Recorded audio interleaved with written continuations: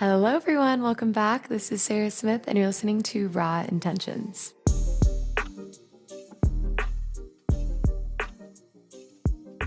As you can see, I am sitting in a brand new studio. We're working with Denver Photo Collective in Denver, obviously. So I made the trip down this morning and I'm so stoked to be here. It's such a beautiful space. And they offer the entire space. They have a podcast studio, tons of props, backdrops, all the things. So definitely check them out if you're a local business or you're in need of a stunning space. But before we get into this very exciting episode, I'm going to give you guys my little elevator pitch just in case this is your first time listening. So like I said in the intro, my name is Sarah Smith, Sarah with an H, Smith with a Y. I am 30 years old. I live in Breckenridge, Colorado, and I am from Madison, Alabama. I went to Auburn, studied rehabilitation studies and Spanish. I was going to go on to be a bilingual occupational therapist, and of course, nothing ever goes to plan. I started making jewelry out of my college apartment because I was just incredibly broke, and waitressing at Texas Roadhouse wasn't paying my non-existent bills, and my little jewelry side hustle that funded my Red Bull vodka addiction blossomed and turned into so much more than that. So it is my full-time job, like 8-9 years later. It's called Raw and Rebellious. That's at raw_rebellious on Instagram. And we actually don't do jewelry at all anymore. We switched totally to apparel. So we're a lifestyle brand. We sell custom hoodies, hats. We do custom stuff. We have this podcast, Raw Intentions Podcast. I have a YouTube channel. I do influencing. We host events, meetups, pop-ups, and now international trips. I mean, literally any idea I have, I'm like, sure, let's try it. Let's throw it in. And it's been a lot of fun, especially growing my own community out here in the mountains and finding myself in a new place. And that's really what I love about this podcast. I mean, of course, I love to hear myself talk, or I wouldn't have a podcast in the first place. But my absolute favorite thing about this is the people that I get to meet and getting to grow my own personal network and personal community and learn from people, hear their stories, and share them on this platform. It's so incredibly special. And that brings us to our very special guest this week. This week, we've got Jenny Verrochi. She is the founder of Buck Wild Coffee, as well as Boot Tan Fest. She lives in Carbondale. Buck Wild is the most fabulous coffee. Definitely try it. They offer subscriptions and you can order them online. And Boot Tan Fest, I believe, is on its fourth, maybe fifth year. It is a all-women femme ski festival where at one point you do a naked lap, which I am attending and also a vendor at this year for the very first time. So I'm so stoked on that. Jenny and I get into it all. We talk about past mistakes and lessons and hardships as far as business. We talk about the growth that comes from growing with your business, from, being in your 20s to being in your 30s and all the change that comes along with that, both in personal life and in business life. We talk about friendships, relationships, the importance of women supporting women, and our love for nature. So we get into it all. I'm so glad Jenny and I got to have this conversation. We will be together skiing naked at Boot Tan Fest here in a couple months. So it was lovely to get to meet before we do that. But without further ado, I will let Jenny tell her story. So please welcome Jenny Verrochi to Raw Intentions Podcast. How are you? I'm doing good. Better today. Good. So, I know it's been dumping snow there too, hasn't it? Yeah, it's been good. Finally. I know we've, I feel like we've had pretty good powder. I feel like y'all got it a little bit later. I know this season hasn't been as good. It was so dry for so long. Yeah. Do you typically go backcountry or do you go on resort? Both. My partner and I do a lot of backcountry in Marble and Silverton area. But I love a chairlift. Yeah. I mean, who doesn't? Yeah. I'm just a girl. Yeah, exactly. So, Aspen Valley. So yeah, we usually ride Aspen or Highlands. Oh, nice. Yeah, I feel like it's all pretty convenient. I started really just getting into uphilling. I haven't done much backcountry yet. We go to Baldy sometimes. I don't know if you've been in Summit. It's like the mountain. If you're on Main Street, it's like right across from Main Street, and it's just like a very small kind of like, it's a good beginner mountain, I feel like, for getting into it, because I still haven't taken my avid course or anything. So I want to do that obviously before I do anything crazy. So we live on Peak 8 on the resort. So I'll just go up the resort for a nice little workout and sunrise or sunset, which I love. Yeah, you got to take advantage. No, totally. So are you from Colorado? Because I know you grew up skiing. I was born in Hawaii, actually. military family. And then I went to high school in Massachusetts, and that's where I learned to ski first. And then I quickly transitioned to snowboarding because on the East Coast, that's what you do. Yeah. It's just like the terrain is just not as big out here. And so, like, going to college and everything, it's just snowboarders kind of rule the East Coast. It's kind of awesome. Just you get more playful, I feel, or like, like once you've, gotten your skiing roots down, it's just kind of fun to switch it up, be a beginner at something. And so I was surrounded by snowboarders on the East Coast and I loved it. And then I moved to the Valley and I'm surrounded by skiers, which is awesome. But I definitely my shredder friends. I mean, that's what all my friends say though that grew up on the East Coast. They're like insane at park because the snow's not great. So that's pretty much all you do. Yeah, that's pretty much it. I was just a park rat. Yeah. I love it. I'm jealous. I mean, I grew up in Alabama, so my mom wanted us to be a skiing family because she went to Syracuse and is from New York. We went once to North Carolina when I was like 10, and I cried so much that we never went back, which I'm so annoyed because now I live out here and all my friends have been skiing since they could walk and can do like backflips off of cliffs. And I learned like 5 years ago. But I mean, I feel like learning something as an adult and like you said, being bad at something, it's such a great experience and it kind of humbles you in the best way and shows you, it opens your mind up to like, I could really try anything and I don't have to be good at something to call it my hobby or to love it. Absolutely. And I think, with skiing in particular, it is such like a gatekeepy sport. I mean, it is expensive. Yes. I would love to end Jerry culture truly. Because yeah. how hard is it to buy a pass and then you've got to buy your skis and your boots, and that is so expensive. And like skiing, let's face it, if you are a beginner, it's kind of a miserable sport. Like you're cold, it's uncomfortable. And I just give so much credit to adults who are trying it for the first time and going into it. It's a white privileged sport, and it's just like so apparent when you're on the slopes. So trying to change that up a little bit. No, I completely agree. And as someone that came in from the outside looking in, all I remember wanting was to like feel cool and feel accepted. And I think when you're in the ski community, it is so beautiful and like playful and powerful. And like everyone's kind of tapping into their inner child and bonding over this amazing sport and being outside. But when you aren't quite in it yet, exactly, it can be really gatekeeping. I think a lot of people are scared to admit that. And it's the same with a lot of sports, people, there's like this hierarchy and it's like, oh, well, if you're wearing this certain brand or if you can do this certain thing or, oh, you ski there, like, you know what I mean? It's ridiculous. It's ridiculous. Yeah. Coming out. Everybody just needs, we're all sliding down the snow. Exactly. One way or the other. It's fun. It should be joyful. No, I couldn't agree more. So growing up in Hawaii, do you feel like there was always an emphasis with nature? And like, has that always been a huge part of your life or? It has. I mean, my dad was in the Navy. And so I'm usually an ocean baby, and then after we were stationed in Seattle, Washington, it was the coffee capital of the world. And growing up in the military, it's a different lifestyle. My dad was always away. My mom was raising myself and my brother by herself. And so they kind of took the concept of craft coffee and they brought it back to New England where our family is. And so they just started roasting coffee in the barn in the backyard. And that's kind of where, my dad would trade coffee for lift tickets and everything. And they're very outdoorsy. So that's where, I guess my love for the outdoors began in skiing. Yeah. Well, and marrying that with coffee because you have your own coffee brand too. And I mean, that sounds, the way you describe it, it's a fairy tale and it sounds so effortless. Is a coffee making, I'm sure it's a pretty involved process because there's definitely bad coffee out there, There's bad coffee out there.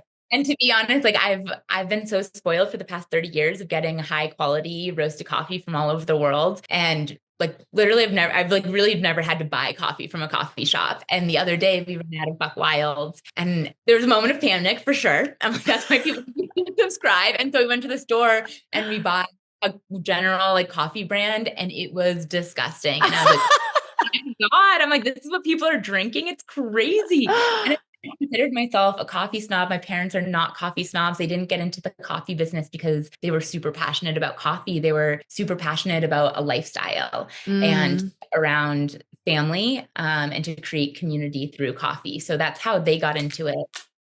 And so coffee for me, it's this, generational thing, but coffee is community. When you meet up for a cup of coffee, those are probably going to be some of your best conversations, Totally. It's a ritual, it's so much more than just the coffee. I agree. Right. So yeah, so there's a lot that goes into it. We're sourcing beans from all over the world. My parents learned how to roast, and now we've since moved into a bigger roasting facility. It's not in our barn anymore.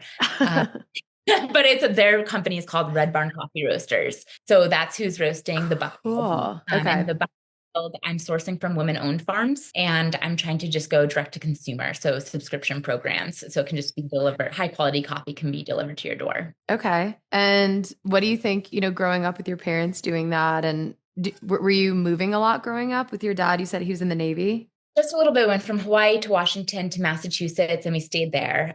So I went to high school in Massachusetts, and yeah, like college in New Hampshire, and then I moved out west afterwards. I mean, I'm sure that was pretty inspiring, and I'm sure you have a pretty close family. Even having moved a little bit, that kind of bonds you. At least that's what my friends have said that have been through similar situations. And then watching them with that entrepreneurial spirit and starting that, I'm sure that inspired you to start yours. What do you feel like you learned from that? Definitely. I think being an entrepreneur is the only way I know how to do things. I've got ADHD, ADD, I've got all the things. Same. Working for somebody else is like, I don't.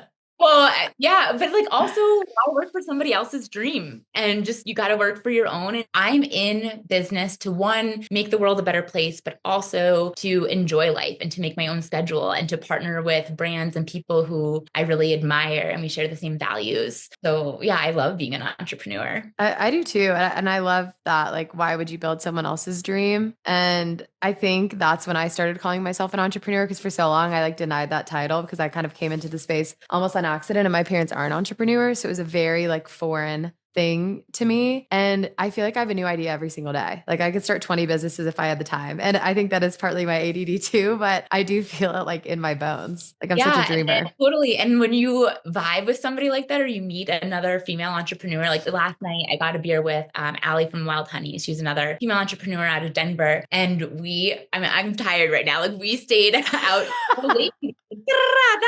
We got to do this. We can do this. We can do this together. And it's just it's so fun. I love it. No, and it's just a different level of connection. I mean, I think I was just telling my roommates last night, my favorite thing about having this podcast is getting to learn so much, but also getting to grow friendships with other local entrepreneurs, especially women, because there's just such a commonality there and a mutual understanding. And you don't feel like you have to explain anything, whether it's the amazing things or the bad things, and getting to root each other on. It's so special. Absolutely. And I think, that's how we can relate too, is it is mostly, it's a lot of hard times. Yeah, it is. With somebody in a different office job, corporate job. Because we're juggling a lot. Yeah. So you started Buck Wild, and when was this? How long ago is this? So the coffee journey has been a long journey. Yeah. I actually launched a kind of first of its kind superfood nitro cold brew in a can in 2018 when I was living in Boulder. And I launched as Backcountry Nitro, and we did, myself and my good friend at the time came on board as my co-founder, and we did a successful Kickstarter. And then backcountry.com actually came after us, and 50 other companies were using the name Backcountry. So I was part of that whole debacle, but we were so young. We didn't have any money. We didn't know what was going on yet. And yeah. Sign an NDA. My business partner at the time walked away. She was just like, this is crazy. We've got a huge corporation coming after us. I'm done. I'm just, and so that was kind of scary to have her walk away. But then, the Sopra Sun reached out, and because I didn't sign an NDA, I was able to let them know what Backcountry was doing with me. Their lawyers were reaching out and sending bullying emails. So that kind of, the word got out, and the CEO of backcountry.com actually flew out to Boulder to apologize to myself and to me in person. And so at that time I called my business partner back on. I was like, CEO is flying out. You got to be a part of this. And so after that, she saw the legs and she came back on as my co-founder. And so we did a rebrand, and we were kind of the spokesperson for everybody who was affected in the outdoor industry. So over 50 companies. And I think there was over 50,000 people boycotting backcountry.com at that time. Wow. And so they were coming after your company and other small businesses because of the name Backcountry? Exactly. So Weston Backcountry was affected, Backcountry Babes, a nonprofit, Backcountry Pizza. It was just, they went after a lot for using the name Backcountry. I mean, what a powerful movement though, and having the CEO personally fly out, because that seems like such a backwards business model. I had no idea that was the situation, but as an outdoor company, you would think that they would want to lift up other outdoor brands. How in the world would Backcountry Nitro Coffee Company affect their sales online? That makes no sense. Totally. Exactly. And they came after the wrong community. I think the outdoor community is the most passionate one there is. And so, yeah, people were pretty passionate about shutting down backcountry.com. But since then, we did the rebrand, and we really ingrained ourselves in the outdoor community. But that being said, we're in over 300 locations, but the CPG, consumer packaged goods industry, is really, really difficult. And it's like 92% of them fail within the first 5 years. And we saw success, and we were creating, a shelf stable product, something that didn't exist, but you needed to raise a ton of capital. So we raised a little bit of money, and then we ran out. And yeah, things were hard. My partner walked away completely from the company. And so I tried for another year. I pitched to over 100 venture capitalists and angel investors. I got us into over 100 new stores. And at the same time, I was trying to keep up with my mental health of my partner just completely walking away, keeping the business running, and pitching to investors and trying to be confident while at the same time simultaneously shutting down the company. So that was a really intense year. It was probably the most intense year of my life. And I ended up shutting it down for a whole bunch of reasons. And that made me really sad, because coffee has been in my blood for basically my whole life. And the entire point of starting the coffee company was to help support my family in business, and women in business. So I ended up partnering with my parents, and then now Buck Wild is a sub brand off of their roaster. And so it feels better. It's like go big or go home. I went so big, and then I just shut it down and ran back home. And it feels so much cleaner. Like it's wholesome. My meetings are with my dad. Sometimes my mom, and like we're trying to figure out technology together, but at the end of the day, it's like the right thing to do. I mean, I had no idea. That is insane. And when you say you called it CPG, consumer packaged goods. is that like food and bev kind of thing? Okay. Yeah. Cause I have a few friends in that industry, and I mean, I know there is so much more red tape than just having a physical product. I mean, you have to do somersaults around like FDA things and labels and liabilities and all the things. So I know that that's really tough to begin with. And I can't imagine having a friend that's a co-founder and then having to deal with that kind of breakup in real life and maybe over business too. I mean, I've never had a co-founder, but I'm sure that was really hard to deal with. Yeah, it was the hardest thing I've ever been through. I would say. And yeah, having all of that happen at the same time, as well as trying to convince investors on something that maybe you don't quite believe in. I mean, I go through phases all the time where I'm like, what the hell am I doing? Should I quit? Like, should I go back to grad school? And so I understand that. So having to try to convince someone of that when you aren't sure yourself, I'm sure was terrible, because when I find that when my mental health is bad, my business reflects that. It's like, it's all one and the same, because it is an extension of me at the end of the day. And so when I'm not believing in it, or when I'm not doing well, I have to kind of take a step back and be like, okay, how can we shift this, or how can I just prioritize myself right now? Absolutely. Yeah, it's so important. Mental health is, above and beyond. And, I have empathy for my business partner, because whatever I was feeling, I'm sure she was too. And that she made the move that was right for her at that time was to walk away. And it was way harder for me to walk away, because this was my baby for so long. So I respect her for that. Yeah, completely. And how do you feel like the business has changed? I mean, obviously it feels way more aligned working with your family. Has it changed from the beginning, like when you started to now, like things you're focusing on, or how it all works? It's changed dramatically. I think that, people, and I'm curious how you feel about your business as a solo entrepreneur, because when you are with a friend doing business, the energy is just so good. You're bouncing off ideas off of each other. People want to see two friends succeed in business, because everybody can kind of see themselves in you.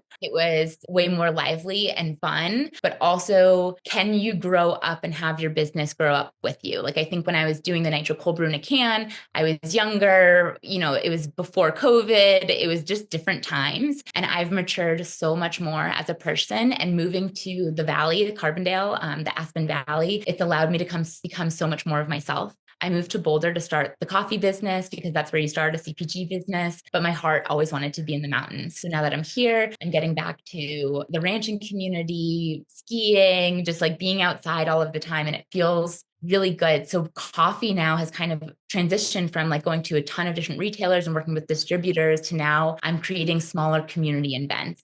like more intentional spaces. And that's what lights me up. So it's kind of a platform for community. And I think the most important thing that you said there, because yeah, I've had my business for like 9 years and I just turned 30. So I started when I was like 21, which obviously there's a lot of change that happens there. And I started as jewelry and now I do apparel and so much more. But I think the most important thing you said is the reminder that it's okay to change those values and to change those pillars. I think sometimes we can almost hold ourselves back by thinking we need to conform to this old version of success or our old goals when your business should kind of grow with you. And that's a lot easier said than done because as you're growing and trying to figure out who you are, the business is like kind of waiting to catch up, and if it doesn't align with you, then it's hard to last. And I totally relate to that too, moving to the mountains and finding yourself. I think it's such a beautiful experience. And I feel so thankful to have had this experience last few years and find myself in nature and strip all of the unnecessary things away that maybe made up who I was at one point when I was younger and just showing up as authentically myself as I can. And I think it reflects in the business too, which I appreciate. And community is a huge thing for us as well. And I know, marrying Boot Tan, the festival that you now put on with Buck Wild, it's just emphasizing that community even more, which is really cool locally too. Like, cause Glenwood is kind of in the valley as well. Yeah. And Bhutan Fest, to jump ship, Bhutan Fest came out of, was a mistake, honestly. But on our old Nitro can, it was a naked lady skier, like an outline. And so I was delivering coffee to Bluebird Backcountry. They were one of our clients and, they were a startup too. They couldn't afford distribution. And so I was like, all right, well, if I'm going to drive 3 hours, like every month, like, can I at least like take some laps while I'm here? And they're like, yeah, absolutely. So I became friends with the staff. My business partner would come and we were teaching her how to get into the backcountry, which was really fun. And then we were just like, kind of like, we should do a naked lap here, like for a photo shoot. And so we asked them and we were like, can we do it after hours, all women? And so we had a week to plan and 27 women showed up after hours, and Bluebird Backcountry was so cool. They like, turned their heads and 27 women skinned up and we all got naked. Like we got up there and I was like, well, everyone's looking at me. Like, okay. I didn't know anyone who was like me. My business partner she didn't skin up that time. So she was kind of waiting at the bottom and everybody else was a stranger. I think I had one other friend there. And I was like, well, I guess like I'll just start taking off my clothes. So taking off my clothes and then everybody followed. And we took a naked lap and the feeling was unmatched. Like there was so much collective joy that we're like, okay, let's make this a thing and let's make a day out of this. And so that's how the festival began. And the next year we had 250 women. The following year we had 400 women. And then but Bluebird Backcountry shut down. I had a moment of panic and I contacted a bunch of resorts. Every resort said yes. So then I got to choose what resort we wanted, and Sunlight Mountain in Glenwood, I mean, it's privately owned, so it was easier to do there, and they're so wonderful to work with. And so last year we had 800 women and femmes, but we weren't allowed to rent out the entire resort because it's on Forest Service land. And so I was like, well, I'm like, you're probably going to want us to rent out the whole resort. Yeah. So then after last year, they came back and they're like, you got it. Like, you guys need your own day. And so this year, April 11th, the resort will be completely shut down except for Bhutan Fest attendees. That is so cool. It's so fun. It's so fun. So, I mean, how did that come to be? I mean, that's a ton of planning that goes into this event. And I've heard it's this like massive, amazing event. I'm going to be a vendor there this year. And I'm also doing the naked lap, which I'm really stoked about because I mean, that just sounds like the most liberating thing on this planet. And I'm also cracking up at the thought of, a bunch of strangers just standing on the top of the mountain, like, okay, who's going to take their clothes off first? I guess it'll be me. And then everyone just starts taking it off. It's such a silly thing and it's such a happy accident. And like, I think that the numbers of people showing up, like 50% of the people who purchased the ticket have already been. Wow. And so many people show up and they're like, oh, well, I'm just here for the community and there's no way I'm going to do the naked lap. And by the time noon rolls around, there is not a single clothed person. That's so as silly as it is, it's so beautiful. It's so beautiful. And it's a 21 plus event, but we had women. So from 21 to their 80s, every body type you could imagine. And it's so beautiful. Like the women in their 80s being there. And my mom, who's in her 60s, always gets really emotional because you look around and it's all of these women just lifting each other up. There's no there's no weirdness. It's just like everybody is a friend. And it does get emotional because where else does that exist? And for the older generation to see a group of women do this, and it is a little raw and rebellious, Yeah. like, and my mom's always like, I just wish this existed when I was your age. So it's That gives me chills, and it turned into such a powerful thing. And I've never thought about that either. Women coming together typically to protest, because that yeah. is so true. When you see a massive group of women, I can't really think of another, unless you're, going to like a wine night or a book club or something, but nothing like that at that volume. And yeah, the naked lap seems silly, but it's one of the coolest things you'll ever do, because when you're surrounded by that many women going down, because joy is in a flow state, right? So everybody is in this flow state. We're skiing, the snow's everywhere. It's beautiful. And then you look around and you don't even notice anybody's naked body because everyone is there. And you're like, oh, this is what bodies look like. Like, we're not looking at the magazine or television. No one has makeup on. It's just like, this is so raw, organic, and real. And it just makes me confident. And last year it was a blizzard. And so, I tell people we have robes for sale at the event, but bring your own robe. And it was so cold that I had my robe on going down, but then like a girl from, my valley would like ski past me completely in the nude. And I was like, oh, like I had to join. So it's really, really special. So what goes into planning an event like this? Does that come naturally to you, putting that together, or is that? Oh, it does. My favorite thing in the world to do is host. I love selecting people, maybe who don't know each other yet, putting them together at a table and just like letting conversation go wild. So I am a natural host, but this came out of nowhere. So like really scaling up was a challenge. I'm getting better each year, but this year for the first time, I have a full blown team. Have you ever heard of Rome Fest? I don't think so. An all women's mountain biking festival in Fruta. And they've been around for a decade. They've hosted 17 plus events. And so they came on board this year as staff. So I've got Sierra Schlag. She is local to the Valley. She's a professional skier. And she is our brand manager, social media, and we just have so much fun working together. And then I have for the Rome girls is Sam and Kayla, and they're operations and project managers. And so we meet every Thursday, and I mean, it's a full-time job. It's a full-time job for me, and we just have a blast. I mean, like most of the people that we're working with are women founders. And so, yeah, meeting a ton of different brands, but yeah, it's a lot of planning. We rent out the entire resort. So it's really big costs. We staff the entire mountain with women and femme patrollers, lifties, the bartenders, like everybody working the festival is femme, which is super cool. But like porta potties, I have to deal with like last year was really hard because it was open to the public. And I remember just being on the lift and yelling at people with no megaphone, just being like, keep your clothes on. Please, like just for a minute, just like wait till we get up top. And yeah, crazy. I can't believe this. Because they were just random people like roaming around, like not a part of the festival. I mean, yeah, there's people who are not a part of the festival. So there were like children there and men, and people are just like used to the old like boot tan vibes at the backcountry resort. We had the whole place. And so, yeah, people walking around with assless chaps. And I'm like, okay, here we go. So I think this year is going to be so lit. Like the fact that we don't have any men around, it's not open to the public. Like it's going to be so fun. I love that. And you've talked about that a lot, like, only working with women-owned businesses, femme-owned businesses. And I'm curious where that stemmed from. I mean, I think that that's such a beautiful initiative. And I love the idea of building women up, because I do still feel like sometimes in the space you find that competitiveness or that cattiness or envious, like gatekeepy attitude towards certain things. So I love that, like kind of through both of your businesses and everything you've done is lifting up other women. So yeah, where do you think that started, and why are you so passionate about that? Good question. I don't know why, because I've always done this. Like wherever I've lived, I've definitely been part of women communities. But I think what happened was when I was pitching to all these venture capitalists and angels, like, I don't know, like 1% of venture capitalists are women.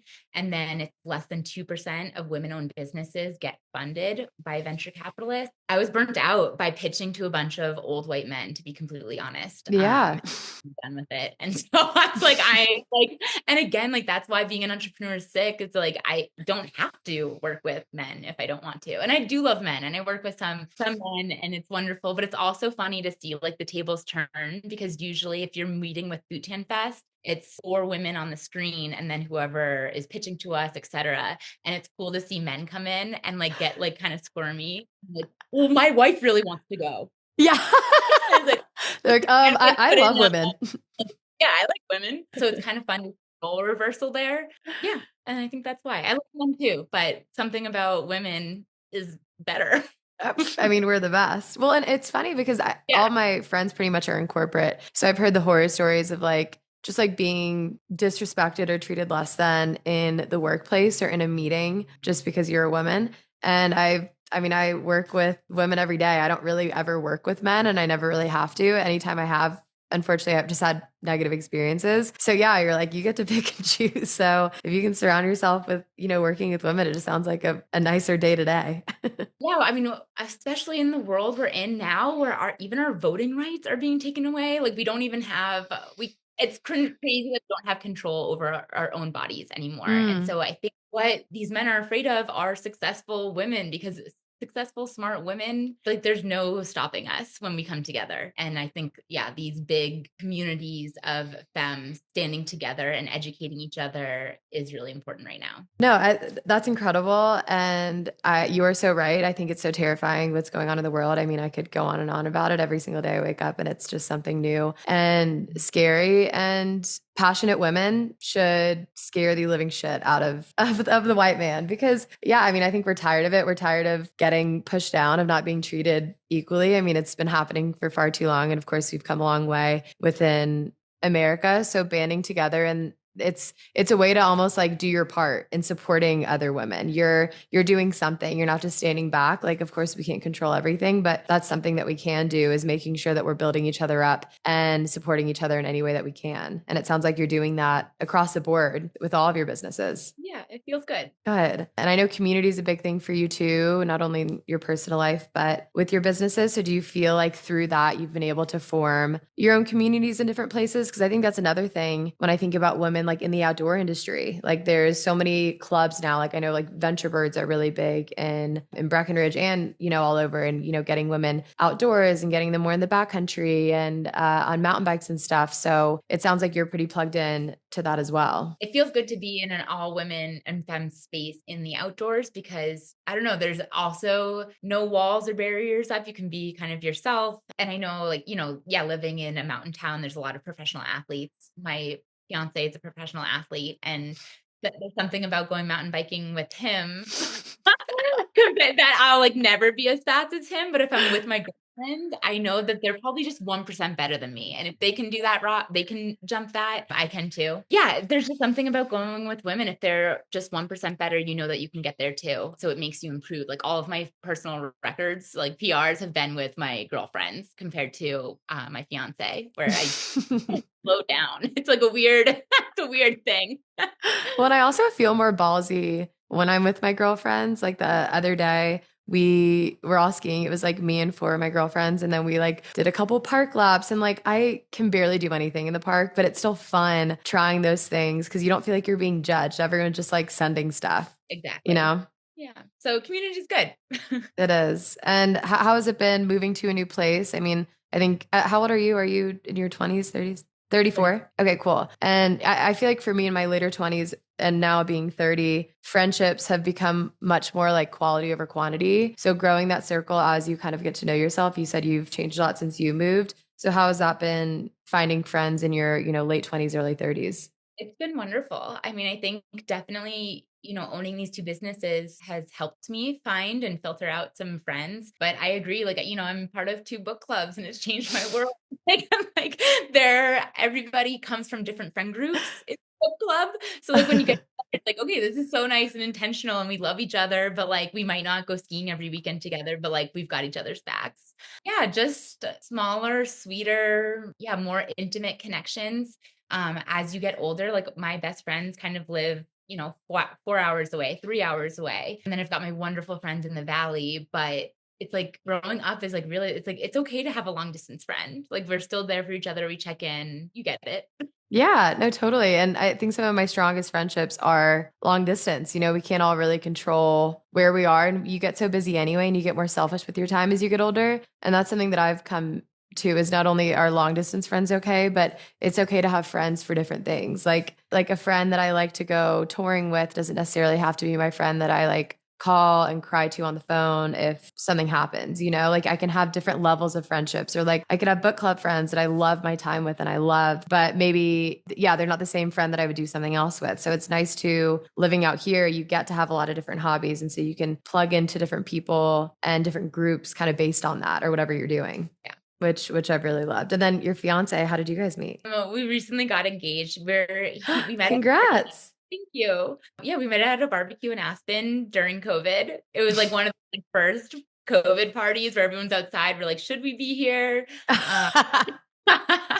And he's from Durango, and I was living in Boulder at the time. So we did long distance for about a year, and then we both moved to Carbondale together. And it's been wonderful. It's like we have a really playful relationship, and we both love projecting. Like we bought basically an abandoned house and we gutted it and we renovated ourselves. And most people would be like, that's going to make or break you. That's horrible. But we had so much fun doing it. It like felt romantic for me, like living in a year with like, we had like no heat in this house. All of our windows were broken and we're like, whatever, we're camping. We own a home in Carbondale. We did it.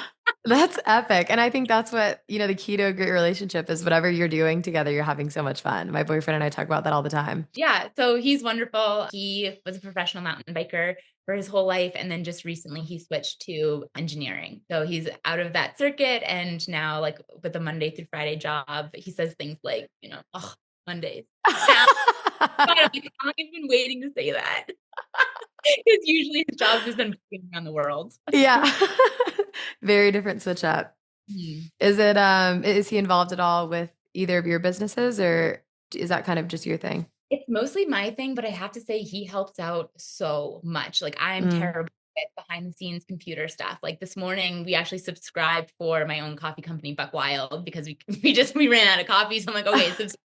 And then he's like, wait a second. He's like, why is this so cheap? He's like, if you buy 3 bags, it's only $15 right now. And I'm like, whoa. I'm like, what's happening? And so he's like, all right, you make breakfast, I'll fix this. So he helps so much, like with shipping. And yeah, I couldn't do it without him. It's just like nice to have a support system, whereas I used to before in the coffee world having my business partner and we could call each other and cry and help figure out problems. And now it's just me. So to have my partner be this helpful is amazing. No, that is.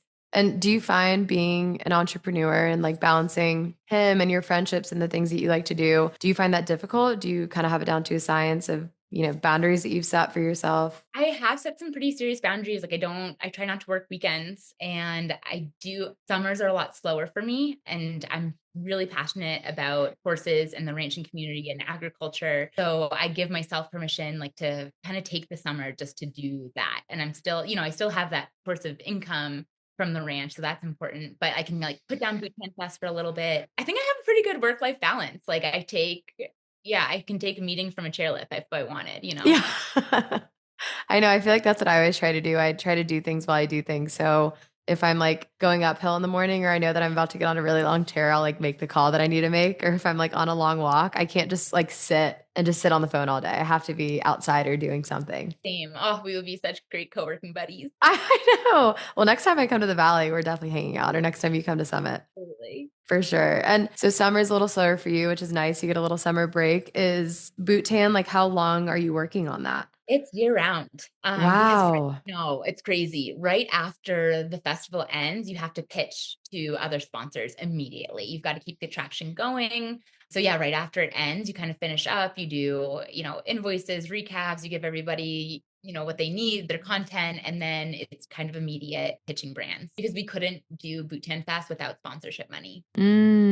Gotcha. And that just comes from like different local brands getting advertised at the event, and then that helps you pay for the space and all the other overhead. Because I'm sure, yeah, like you said, there's a ton.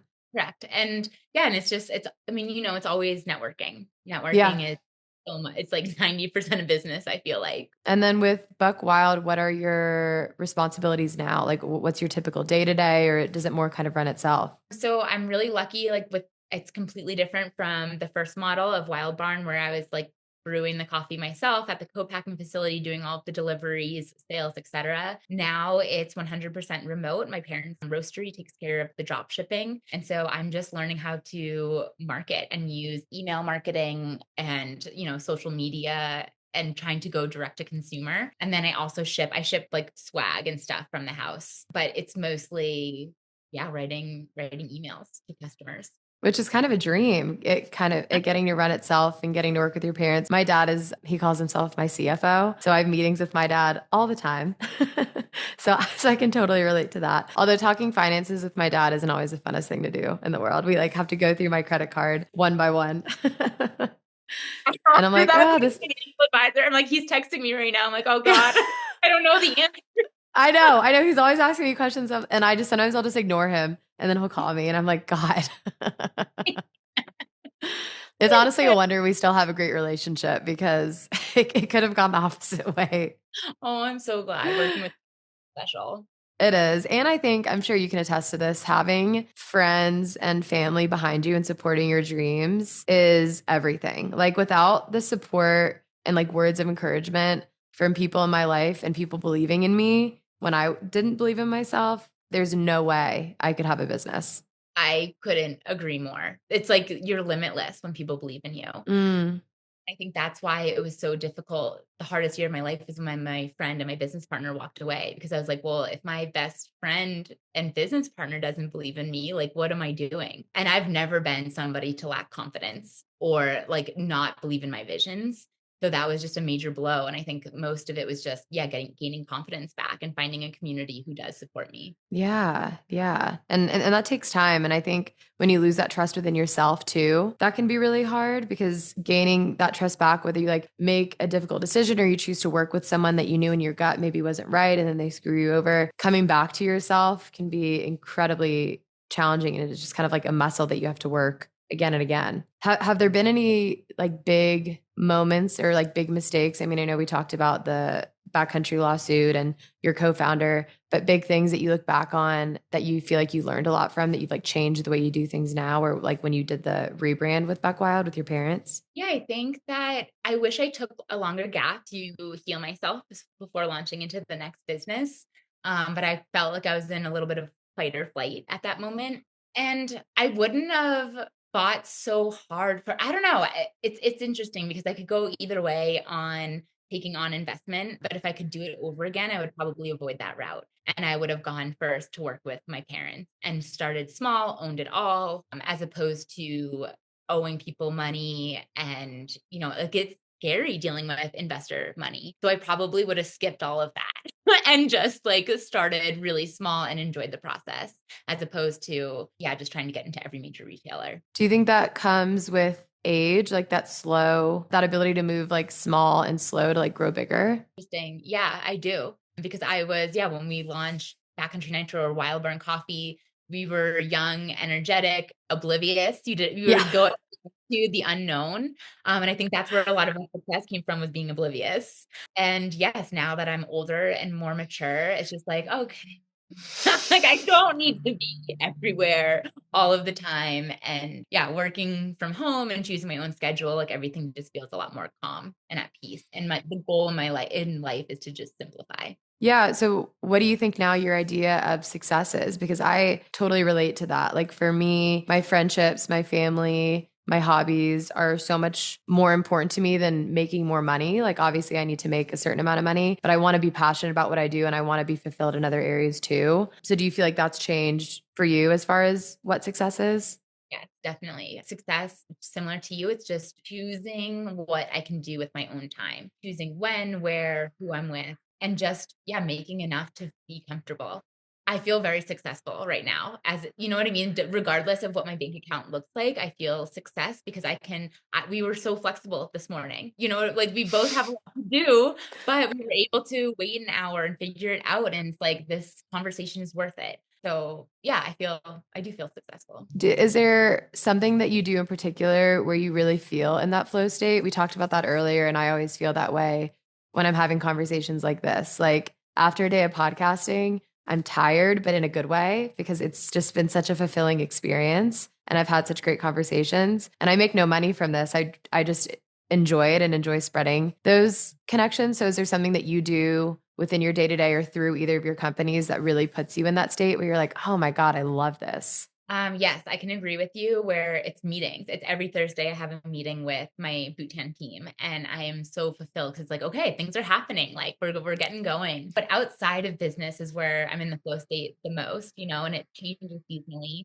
Horses, that's when I'm in my flow state is like when I'm alone in the woods on an and like all of my best like visions, ideas, everything comes from that. And then, in mountain biking also and snowboarding. So it's just, yeah, when you're moving along doing something that brings you joy, that's when I find myself in a flow state. Do you have any advice for someone that feels, because I think for an entrepreneur, it is easy. And I get that way too, where I feel like I'm just drowning and I don't have that balance in my life. Was there a point that you felt that and you were able to find that equilibrium, or any advice to give? I think routine is so important, especially as an entrepreneur. And I go through ebbs and flows. Sometimes I'm really on it, but I do try every single morning, get up, drink lemon water before coffee, journal. Like I have a gratitude journal where I just write 10 things every single morning. I think that's the hardest thing is so you can get so many bats to the knees or doors shut on you as an entrepreneur. And it's like, okay, well, that happened, but look at all the good things. And so a gratitude journal is like my most important thing. And then I've got the Channy app. So I meditate every morning for 10 minutes and that helps me. And then it's like, okay, at least I did that morning routine I feel good about. And then I go through my day. But I think that would be my biggest advice for somebody starting their own thing is just keep a routine. And I like the idea of starting it in the morning because like you said, whatever happens today, I'm starting this day with things that I love because I have a gratitude journal as well. I only do 5 things a day. Maybe I got to step it up, but it totally changes my perspective because it gets me thinking right away. And I don't check my phone either. I do a meditation through just like Spotify. I'll just like listen to different ones while I make coffee in the morning. And that totally changed the trajectory of my day because then it gets me in this like positive headspace where I'm noticing good things happening during the day versus like getting too caught up on the negative. Exactly. Do you have any more like non-negotiables during the day, like things that you absolutely love to do, either morning, night, middle? It goes through flows. I try to get outside every day. That's really important because there's Mm. certainly days where I'm like, oh my God. I'm like, I did not even stay outside. Also getting dressed every day when you're working from Yep. home, get out of your pajamas because it is so easy, especially in the winter when it's so cold. I'm like, just put on some jeans, girl. Yes.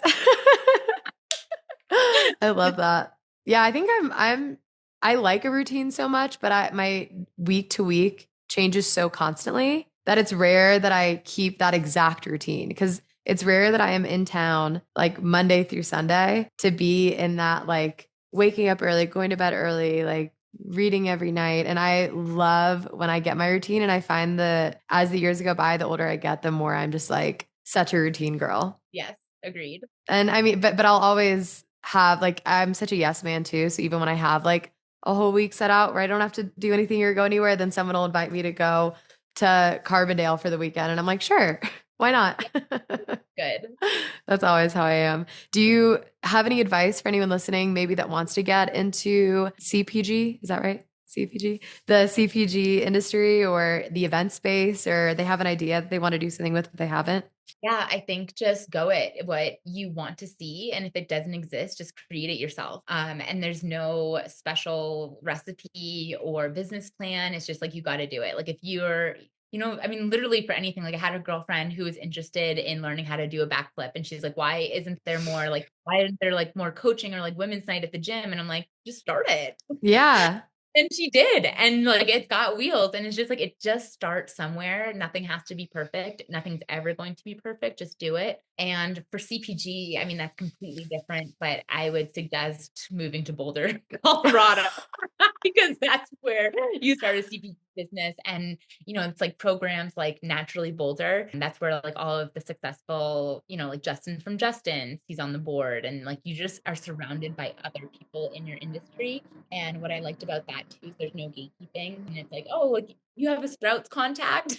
Yeah. Like so that was really important. And like everybody in the CPG business is going through the same struggles. It's probably one of Mm. the businesses to get into. So just finding a support system within your I industry. didn't realize that Boulder was the spot for that. I know it's crazy. It's like all net, but like, Justin's, Upslope Brewing, so many I could list off. Wow. Interesting. Yeah, I've had a coffee idea as well, but all my friends that are in the CPG business have scared me. They're like, I don't know if you want to do that. I could talk you into it or talk you Yeah, out. I know. I'll tell you after the Yeah. podcast.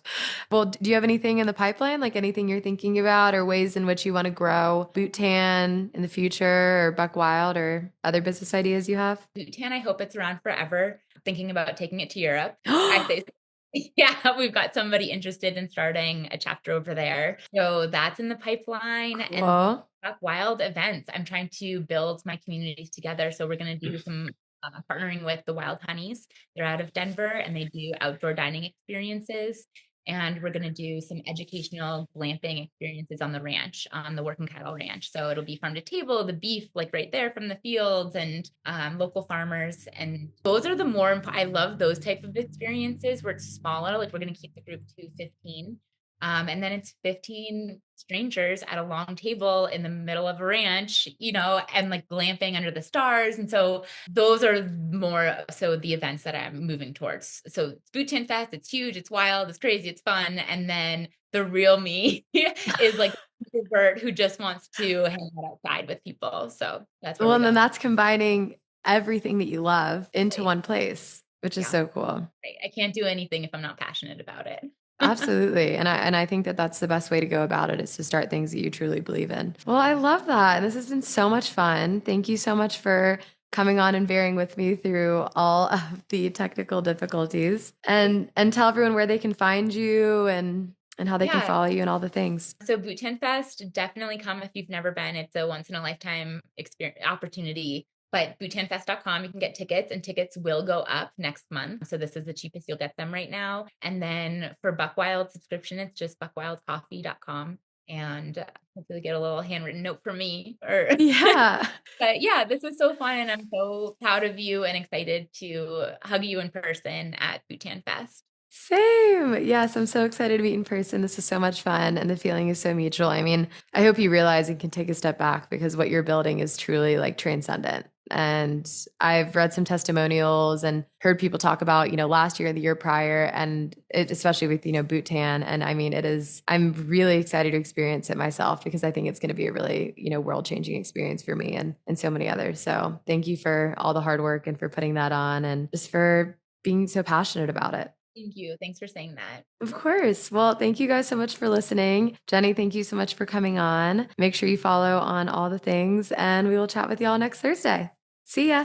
All right, guys, that is a wrap on this week's episode. Thank you so much for listening. You can follow us at Raw Intentions Podcast on Instagram or find us anywhere you get your podcasts. We drop new episodes every single Thursday and we've never taken a break and never will, hopefully. Please follow along on all of the things with Jenny too. I hope you guys loved that conversation as much as I did. If you like what you heard, you can leave us a little like rating and review anywhere you get your podcasts. Make sure you keep tuning in, follow us on Instagram, subscribe so you get notifications anytime we drop a new episode. And if you ever have any questions, comments, concerns, feel free to slide into our DMs. I love hearing from you guys. And that's all I got. So thank you guys so much. And I will talk to y'all next week.